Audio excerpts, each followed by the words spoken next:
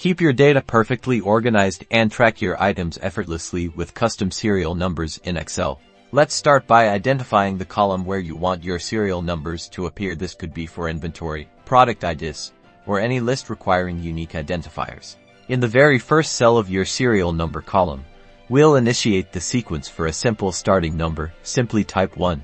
Now, to create a consistent sequence, we need to tell Excel how to increment in the cell directly below where you entered 1. Type 2.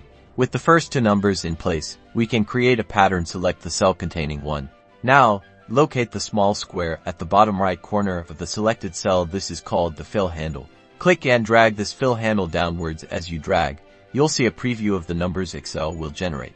Continue dragging until you've covered all the rows where you need serial numbers. Release the mouse button, and Excel will automatically fill the column with your unique, sequential identifiers.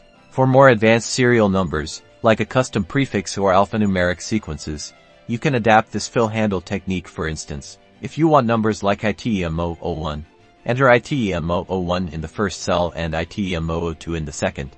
Then drag the fill handle down. Excel will intelligently continue the pattern. This simple yet powerful method ensures your data is always organized and easy to manage, making tracking your inventory or products a breeze.